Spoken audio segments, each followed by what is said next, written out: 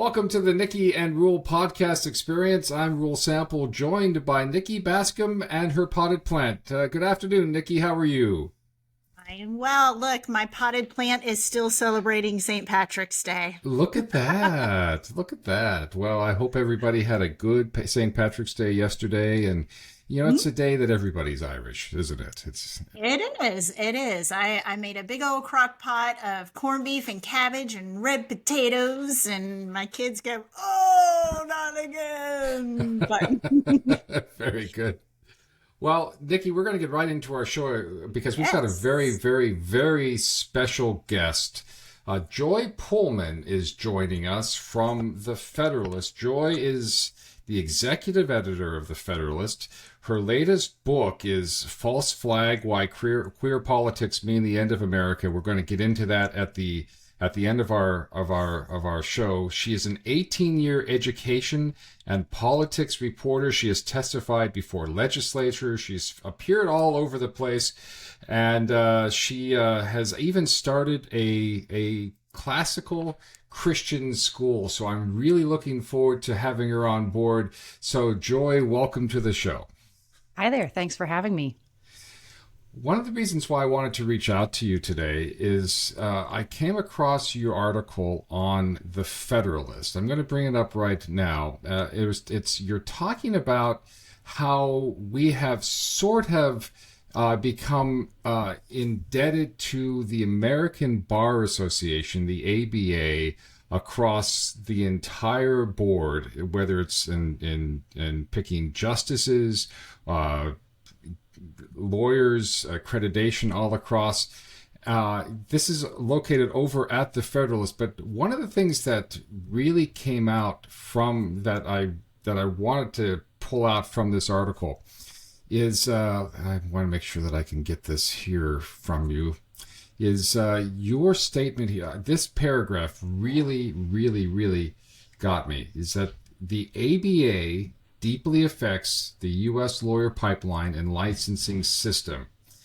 There's an existential threat to the country, as most recently illustrated by the dozens of federal judges the ABA helped advance who hate our supreme law so much that they rule the elected executive cannot control the unelected executive branch. With judges like those, the ABA advances, the United States will quickly discard what remnants of our Constitution order persist. Joy, those are strong words. I'm paid to write strong words. But I do really think that they are true. I mean, I think most people who are on the constitutional side of the spectrum understand that, we really have lost a lot of our constitutional heritage. And it's very important and precious to us because it was, a gift of Western civilization to the world to live in order, liberty, under an experiment that never had been before done. A very, very successful one where people can live in relative peace, security, and happiness. And so we don't want that gift to be given away, our inheritance to be destroyed. And part of that inheritance, we have to have a legal system that understands and works to protect that. But, right now the legal system is really stacked against the Constitution. It's, exact opposite of what it exists to do. Like with so many other institutions, rather than, fulfilling its prime purpose, it in fact works to destroy its prime purpose. And so the legal system, again, like education, it's an existential issue for a country because if you don't have the rule of law, you don't have the United States. You might have something technically called the United States, but you do not have, what people mean and what, has been bequeathed to us by our founders as United States of America, a constitutional order that, we deserve as Americans as our birthright. And it's given away by a legal profession that really cares so little about the law and Constitution that they just legislate from the bench all the time. I would argue that unlike any other profession in the country, the ABA is the only one that is actually self-regulated because it's the lawyers that make up the legislatures. It's the lawyers that make up the judges. So this is really, they have really infiltrated every part of our government, haven't they? And they're very far left extremists. You know, there are a lot of institutions that pretend to be moderate, but the ABA is not only, it's a monopoly over the entire legal profession. So if you cross them, if you displease them, how are you going to get advanced as a lawyer? How are you going to avoid, you know, having discipline complaints being weaponized against you because of your views, not because of your lack of professional ethics? And we have seen tons of that in the Trump era happening. There's all kinds of cases of lawfare, but also how are you going to be, you know, the ABA controls a lot of advancement for lawyers into the judicial system to become a judge, you know, which is a prestigious position, something that, you know, many of the most ambitious young lawyers want to do. So if you have your career controlled by extreme leftists, it's going to shape your behavior. And so extreme leftists are basically Constitution haters. So what this is a systemic ratchet against the constitutional way of life among the very people who are supposed to be guarding, preserving, protecting, and upholding that way of life. So when Americans look at our judicial system and see, you know, how can judges just completely basically destroy their own branch in the way that many of them, especially in the DC circuit, are doing now, you have to understand that the ABA is a very important kind of part of creating the problems that we're seeing today with these ridiculous, outlandish, completely lawless court rulings that are being now handed down against not just the Trump administration, but of course, you know, all of us who pay attention to news, we see crazy court rulings all the time. And again, one of the chief entities responsible for that is the American Bar Association. I'll give just two recent examples of their far left extremism. One of them is I don't know if folks remember, this was a real blip in the media, but it actually happened at the tail end of Joe Biden's presidency. He just emitted a press release, an executive order declaring that he had personally adopted a constitutional amendment. He just declared, you know, by executive decree that the Equal Rights Amendment, so-called, the feminist amendment that would basically transgender every state in the country and every policy possible, he declared that that was law. Well, you know, maybe Americans have been so poorly educated by our public schools that they're not aware, but a president can't, he's not a monarch. He actually can't just decree on a piece of paper that the Constitution is different. You have to have X number of states ratify it. You know, they have to go through their legislatures. And you know, there's a constitutionally designed process that was not followed for that. You don't just have presidents writing decrees, and Joe Biden tried to do that. The American Bar Association not only supported him in that, but they still insist that that constitutional amendment is now part of the Constitution. So if people who don't understand constitutional law at that basic of a level, like we're talking the three leftist justices on the Supreme Court who hate the Constitution, use it all the time as toilet paper, they didn't even give that the time of day, right? But the American Bar Association absolutely did, and they still are out there saying that this is a real thing. It's like they lost their minds. So that's one just example of their complete derangement. Before you go on, yeah. I would pay good money to see somebody argue something like that in front of Clarence Thomas or Sam Alito. I love Clarence Thomas. He's my favorite American. He's just the best, you know, one of our, like, a living legend, right? You know, yeah, well, you know, he's famous for being relatively quiet on the Supreme Court, you know, and only recently, I think it was after Scalia's passing that he started even speaking during oral arguments. So I'm not sure, he may maintain his gravitas if that were brought to him, but I know that in private, he would probably be chuckling very loudly at how ridiculous, what a kangaroo court that is. Or, you know, kangaroo court situation. The second thing that the ABA did recently, super extreme, is and this is on pause because of President Trump's executive orders, but they control the accreditation of all the law schools in the country. There is no competitor. They are a monopoly. So every person, in order to become a lawyer, they have to be trained by curriculum and professors shaped, controlled, influenced by the American Bar Association. And they had recently passed DEI. They already had DEI requirements, but they increased them. And for example, in the state of Indiana University was one law school that was going to, as a result of these rules from ABA, get rid of its constitutional law courses, and replace them with diversity, equity, inclusion, and which are anti-constitution so-called law courses, right? Those are irrational, and they are anti-American policies, right? Because they privilege people based on their membership in classes and groups. Americans, have rights, natural rights given from God that are for all people equally, with no substitutes. You don't get more rights because you're an American woman than you do because you're an American man, for example. That's un-American to treat people that way and create those classes. But the ABI was going to do that to every single law school in the country, and we already have 90% of the legal profession donates to leftist candidates, right? They are well-known. Democrat Party basically pass through huge amount of money. Trial lawyers, lawyer lobbies give to the Democrat Party. Like I said, 90 to 10% is the current distribution, approximately, of the legal profession against Republicans and conservatives. So that would have, tightened and reduced even that tiny, the already ridiculous asymmetry between leftists and constitutionalists in the law profession by passing those regulations. And there are many, many more things. The ABA is really kind of a nutty organization, but it doesn't deserve the control that it has over lawyer credentialing, advancement, and training. Most definitely. And you kind of touched on it a little bit during some of that. Are there any alternatives to the ABA? Where do we go from here? How do we wrangle them in? How do we make it more of a fair system? Well, there have been some efforts in that, like I mentioned, the Trump administration, by saying, look, we're not going to fund institutions that are racist and sexist. The ABA had to put a pause on those requirements, which, by the way, had already affected curriculum in, many schools, right? They were already moving into place. And since they are such a rabidly left organization, I would expect them to do what a lot of corporations have been doing in the face of the Trump policies against DEI. Rebrand them, rename them, call them something else. And that's what a lot of schools did in response to the Supreme Court ruling saying, it's not actually, it's against the Constitution to be racially discriminatory in school admissions. A lot of universities just decided they were going to continue being racially discriminatory, but just call it different things and use kind of more, hide the practice a little better. So I would expect that to be happening with the American Bar Association, because they're all 100% committed to totalitarianism, practices like DEI.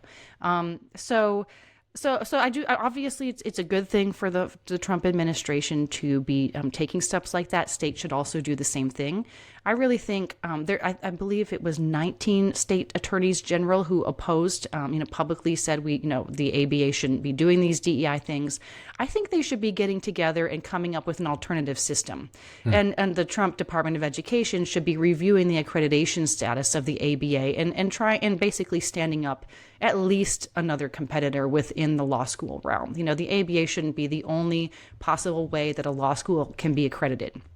For example, Florida is looking at having a state-run accreditor for some of its universities.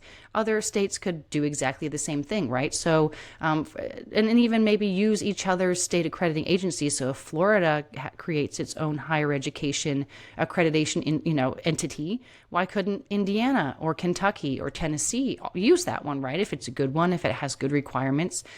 So I think we basically need a lot of entrepreneurial policy making in this area, because the ABA, being a monopoly, has squashed all potential competitors, and that is that is not an acceptable situation for the American people. So people who are elected to steward taxpayer resources, to guard the judiciary, such as state attorneys generals, they should be creating new institutions, working with state lawmakers to make that happen as quickly as possible, so that the American legal system doesn't have to be controlled by wackos. Part of the problem with that, though, Joy, is that to change these laws, you've got to go through legislatures who are themselves a product of the ABA. Right, 100%. That's the same thing with education reform. You noted in your introduction that that's what I focused on most of my reporting career. That one of the things that dooms education reform all the time is that, the same people who failed at making this, their students can't read coming from their schools, those same people are given the power to control so-called reforms. So you're pointing out, right, that personnel is a problem. But personnel is a problem, but there are, that 10% of lawyers, because they are because there's such a discrepancy between them and the legal profession, they are really battle hardened, and therefore they are much scrappier than the 90%. And so there are people who are conservative lawyers who are available, who do, and there's professors, for example, a couple of them, stood up publicly to oppose the ABA changes. They could be made, new deans of law schools, people who stood up and have an understanding of what a good law school curriculum could be. And, state attorney generals and their staffs, or previous ones, there have been some turnover in the last decade between some very good state attorneys general. They could be tapped and called on to provide their expertise. So personnel is absolutely a problem, but we have to use what we have. And another thing here is that a lot of the legal system and the bureaucracy is so bloated that you need fewer people to do a competent job than are currently being employed. So a lot of people could be fired, and you leave behind, and you use the few competent ones to do the work that actually needs to be done. And if they are actually working, a full day, a full work week, they can do a lot more, than all the other people who are there just being grifters. I find it interesting, and this is from the Daily Wire today, that the San Francisco Gay Pride Week, or something like that. I don't follow necessarily things like that. Nikki might, but I don't. Is that they actually have to cut their budgets substantially because they are losing major corporation funding for this. But it seems like the ABA continues just down this whole leftist thing. They are doubling down on fighting anti-DEI policies. Well, it's easy to do that when you're the only accreditor that exists, right? Mm-hmm. When you have a monopoly, you can do whatever you want. Teachers unions follow the same principle, right? Or, if telephone companies, right? That's why, they broke up famously Ma Bell, telecommunications companies, et cetera, right? Because monopolies can jack up their rates and provide terrible service because people have nowhere else to go. So clearly the monopoly of the ABA needs to be broken, and it needs to be, replaced as quickly as possible. And I would say probably based on that principle with more than one replacement. Maybe there could be a professional society for continuing education for lawyers that is separate from an accrediting agency for lawyers, et cetera. That is separate from, it is multiple independent groups that provide judicial reviews of people who may be considered being nominated or appointed to higher offices. I don't see, for example, why state policy organizations that are already established, already working on policy issues, they could hire someone who is competent enough to review the rulings of judges who are up for nominations by governors and presidents and so forth. And so you're saying that President Trump maybe he already has, that he should just dump the recommendations of the ABA because they are always consulted for judges in the past, aren't they? Right. So I believe it was under George W. Bush that, finally noticing how partisan they were, the ABA wasn't given the exclusive ability. They were not basically relied upon as the sole rater of federal judge appointees, but they still continue to be a part of the process. And a number of people who have been involved in that process, I think most notably perhaps Michael Fregoso, he helped vet and the judicial appointments for Mitch McConnell during the first Trump term. So he's been out there saying we should ditch them completely. They have rated as competent judges who can barely write their own names on a napkin, constitutionally speaking. So they just are just self-discrediting, and it's time to, it would be better to have no rating of a judge than to be, accepting their terrible ratings of judges. But I do think, the Federalist Society, for example, has been well known as a participant in helping find and vet judges for President Trump in previous terms. They could be relied on as well. But I also, like I said, I think there's opportunities for other actors to get in on it. It's not like the Federalist Society has the only judge evaluating people available in the whole country. Like there's other people who are participants in the legal world. They're, they litigate before certain justices and so forth, and they can be called upon, to make those evaluations part of the process for people who need evaluations of judges when they're appointing them, like typically governors and presidents. Like what you say, this is an opening for an entrepreneurial association to get in there and start doing something themselves. So, and with the dissolution, hopefully the dissolution of the Department of Education that will send all this stuff back to the states, hopefully the ABA will be disempowered as well. So, before we let you go, I want to bring in. I did this before, so let me see if I can't get it up here. Yes, here it is. Your book, and I was sharing this with Nikki beforehand, False Flag, Why Queer Politics Mean the End of America. Again, some more strong words, Joy. Just a second, I have interlocutors. A little guy in a superhero suit looking for his sword. Oh, that was he. Did he find it? No, but I will get back to him in a little bit. Sorry about that. That's fine. See, this is what we do. I'm happy for this. It's usually me or my dog that just interrupts everything. So, this is your latest book, Joy, False Flag, Why Queer Politics Means the End of America. I want to actually unpack that. What exactly is queer politics? Well, I describe it, I actually tie together transgenderism and feminism because I think it's easier and both emotionally and mentally for Americans nowadays to see how grotesque and unnatural transgenderism is. But I think that feminism does the same thing by treating male and female as interchangeable and having no distinctions and differences that we can acknowledge.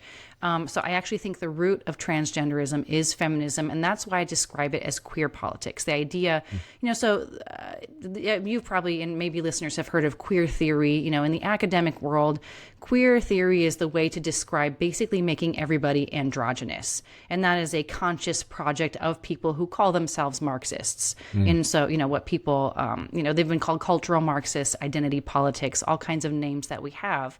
But the idea behind it, the root of it is to basically end the family. And the family is the engine of stability and sanity for a society.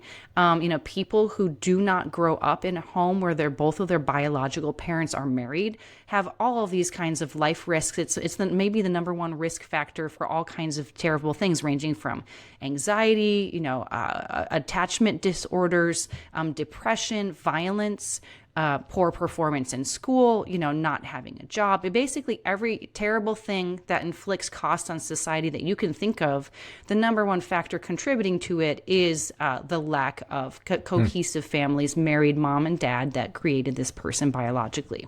And so the whole goal of the queer project is that, is to destroy the family, right? So when we saw, for example, in the 2020s with the BLM movement, they were, led by people who called themselves trained Marxists. And part of the BLM platform was destroy the nuclear family. And that's because, they are communists. Communists believe that one of the main impediments to totalitarian government is the institution of the family. And that's right, because people who grew up in a cohesive, natural, biological family have a strong sense of self. They are self-reliant. They get their needs met from their own self-created community of their family. They don't need big government. People who are atomized, whose families are destroyed and distressed, they have needs that they cannot fulfill within their families and their extended families, and they need a big daddy. They need a big brother. So the welfare state basically services, for example, single mothers. We're all aware of this. And so all of those things tie together because if you destroy the family, you destroy the society. And so there's a lot more behind the queer project than just, creepy people cross-dressing and dancing with waggling their naked bits in the street in front of children. Although, that's bad enough. But the goal is to destroy societies, everything that creates a society that is self-governing and self-ordered, which is the only way we have an American style of government. If you don't have people who can run their own lives without the government, you don't have an American society, right? You have a welfare state, you have a socialist communist state. And so really there's two competing systems of government, and queer theory feeds totalitarian government. And so, obviously, there's a lot of ideas in the book, but I'm really pulling in together how family is at the root of society, how queer culture and theory aims to destroy the family, and the end goal of that is totalitarianism, a total state where you don't have a real daddy and a mommy. It is basically, your mom and your dad are substituted for badly by an abusive government whose job is not to parent people and to do the things that mom and dads do. And when they try it, they always do it badly. So, so that's kind of the collection of ideas that are inside the book. Bishop Ussher, who wrote several hundred years ago, said that the heart of civilization is the family. And when you take away the family, you take away civilization, because it's in the family where you are taught about order, you are taught about legality, you're taught about authority, you are taught everything in the family. And when you take that family away, like we've done now, you run into disorder.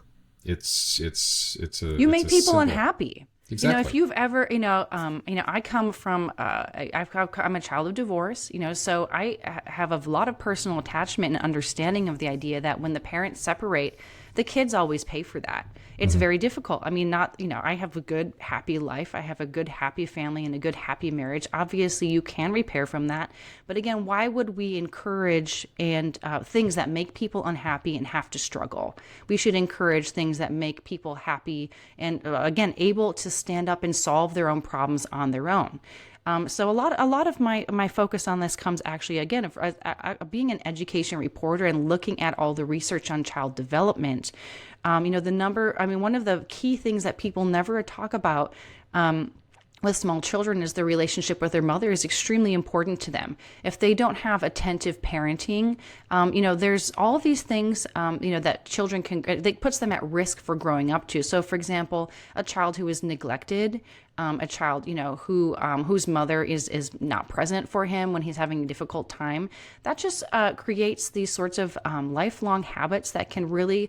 My concern with that is that not only, the number one concern is just like people's unhappiness, right? When people are lonely, they're unhappy. We are made to be in natural families and societies and with friends and having loving groups of people around us to support each other with our needs. People have needs. We're not islands. We can't, live a happy life all by ourselves. We can't, provide everything that we need for ourselves, and we shouldn't have to. We should have people we can fall on, back on when we're sick, when we have a difficult time, when we lose a job, when we're young or when we're elderly. There should be people to care for our needs that we have. And society has always been happiest when those needs are provided for by people who love you, not just people who are paid a wage, to throw some food on a tray and shove it your way a couple times a day, but a mother who is feeding you and, adding a little side of love and a pat on the back, or when you skin your knee, she shows up for you.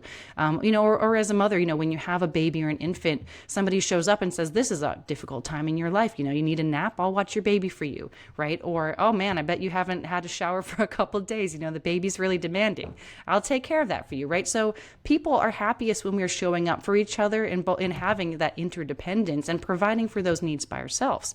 And when we don't have that, and when our families are not providing that, people's needs, creates a demand for big government that takes from everybody else. Yes. So if you do not have an ordered family, if you don't train your kids, if you don't help them to be happy and satisfied and self-responsible, they're going to grow up and they're not going to be good people to live next to. They're going to be more likely to, say, hey, pay for my medical care. Hey, I'm not really getting a job, so you also have to pay for my food and my housing, right? So every single one of us who, needs to care about family policy, because if the kids aren't raised well, they're going to take stuff from you or they're going to need more police presence, right? So I think a lot of times people, especially, on the right, really want to avoid family issues because it's touchy, right? We all have dysfunctions in our own lives. We all have dysfunctions, that are related to, and it's hard to talk about that in a way, right? Because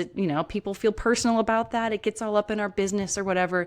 But the problem is that our individual difficulties don't only just affect us. If someone is depressed, if someone is uncared for and is in love, that person is going to have a need that they're going to demand to be filled by other people in more dysfunctional ways. And so if we want to live in a society in which other people are not stealing our stuff, being violent, marching out on the streets because they have like psychic needs for loneliness and alienation to be met that their family didn't meet, so they're using it in political activism.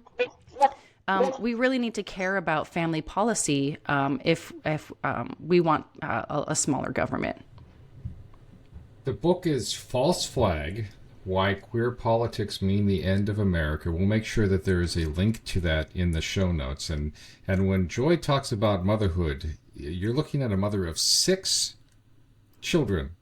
Wow. 6. Mm-hmm. 6. That is awesome. And I wanted to touch on something else that you talked about. I have a real issue. I have 4 children, and what I have an issue with is we hear a lot with our young children trauma information. Mm-hmm. I feel like a lot of our literature is gearing towards this trauma information, and I feel like it's doing a real disservice because it's normalizing some of the trauma that these children are feeling, and in a way telling them, oh, you're going through this stressful time in your life. Your parents are getting divorced, or you're dealing with sexual abuse, or you're dealing with whatever it is that they're dealing with. And guess what? It's normal. It's okay. Don't worry about it.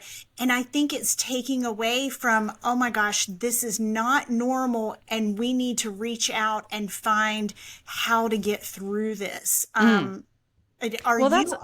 Yeah, I mean, I would say that's something that's, not only has family really been eroded by, the left in this country, the other source of stability that isn't government has also been chased away, and that's the church, right?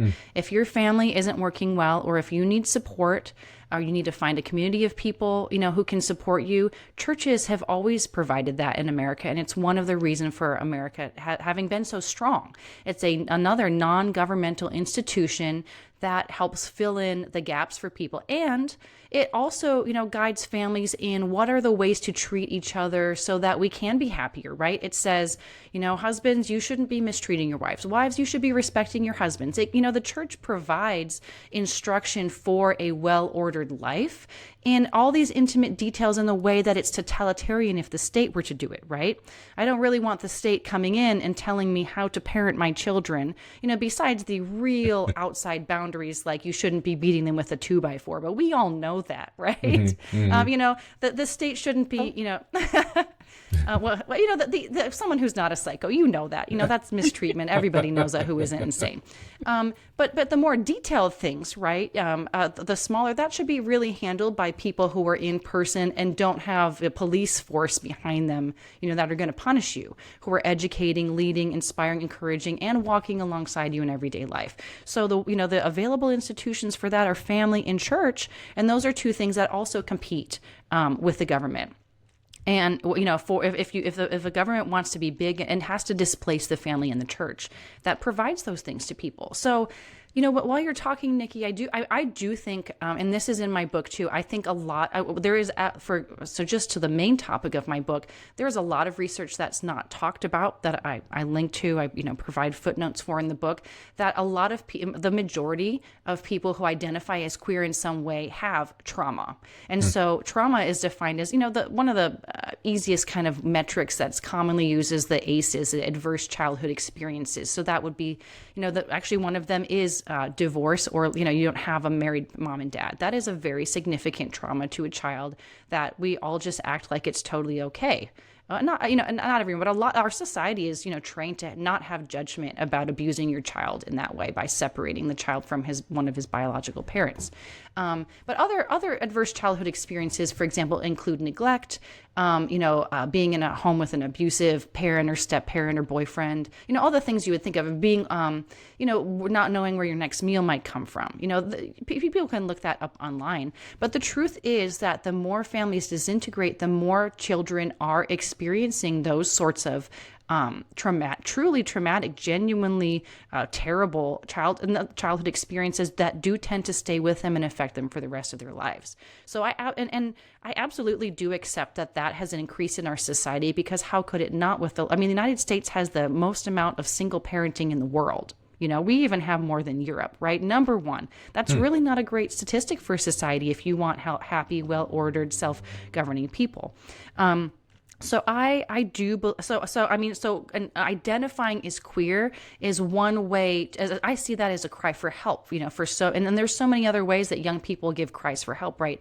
And when I was a teen, cutting used to be a thing, right? That's a cry for help. It's saying I have a lot, so we kind of go, through these different fads, but I do think that the pain there is real of the young people, and that a lot of the young people, our society really preferences adults at the expense of children. And when the young people give cries for help like that, rather than saying, wow, what's going on in their lives, who needs to press in and see how the parents are doing in that home, we just try to treat the symptoms of that rather than looking at the root cause.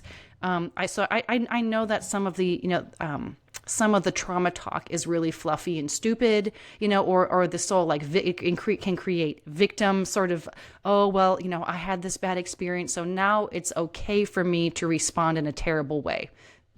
So there's a lot of dysfunction that can be perpetuated based on that. But I think instead of pretending that that's not going on in our society, that people like us need to really come up with and think about solutions that address those root causes for why there are so many cries for help from our young people, from our families.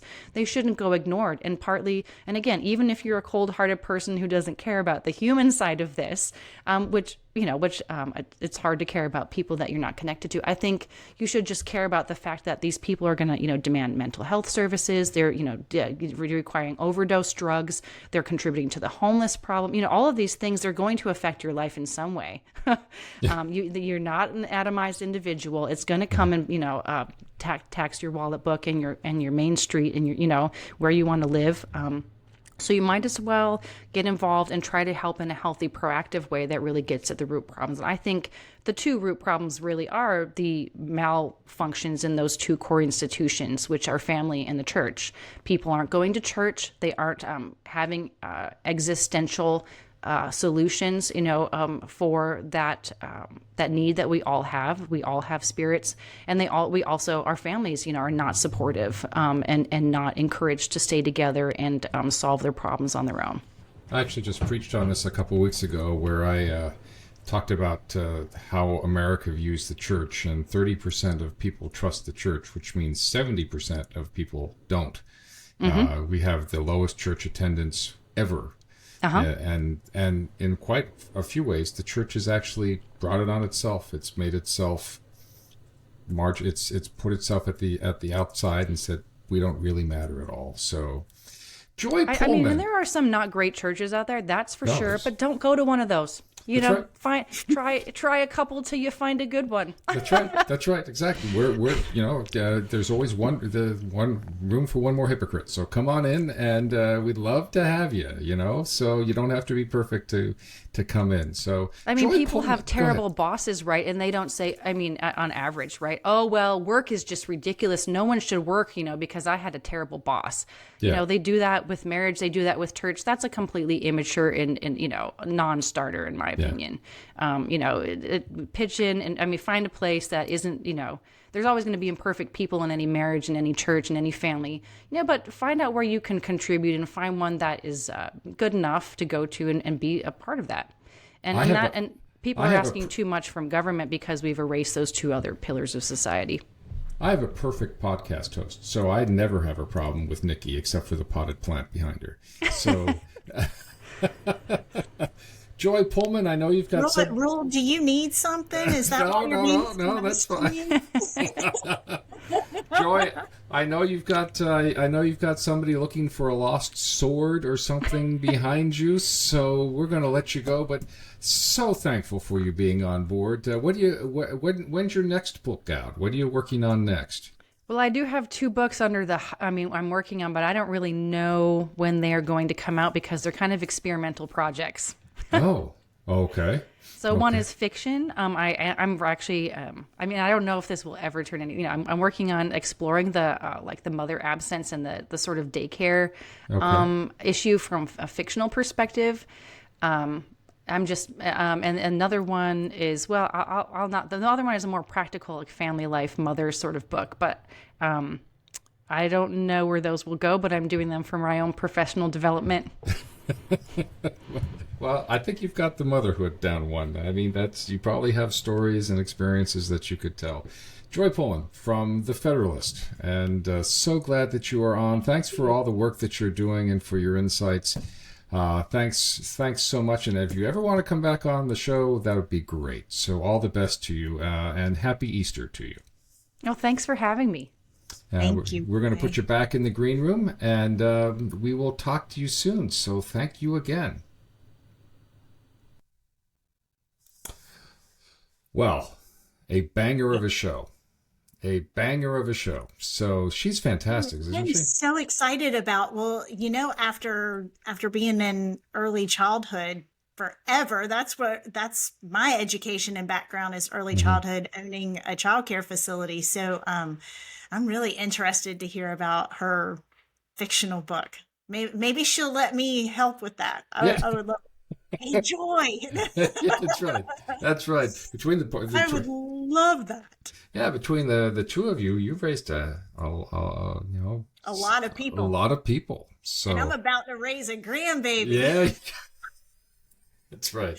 I did. So my daughter lives in Ohio, and I did tell her yesterday that when I come up, that baby's coming back with me. And she's like, nope. Yeah, just. I'm still working that angle, though. Well, We're working it. Just give her 2 months, and after, then she'll send after 2 months of no sleep, she'll send the baby away with anybody just for to get a couple hours of sleep. Oh yeah. Well, Joy hit on it when she was talking about having a newborn baby and someone coming over and saying, wow, you look like you need some rest. You look like you need a shower. And that's what she's having the baby the beginning of July. I'm not going until the end of July, August, when all the, everybody's excitement kind of dies off. And then she realizes, oh my God, I'm really tired. That's when I'm going. I got it, baby. I got it. Right, I'm coming. That's right. Mama's coming.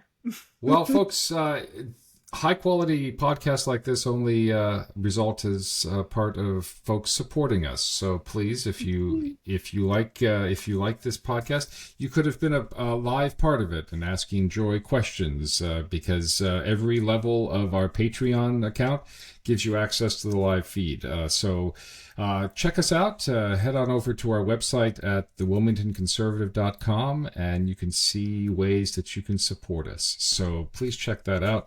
And we really do appreciate your help. So for the Nikki and Reuel podcast experience, as always, I'm Reuel Sample. And I'm pretty sure I'm still Nikki Bascome, but I'll let you know. Perhaps, you never know. Or it's a potted plant. So thank you all for listening. Bye.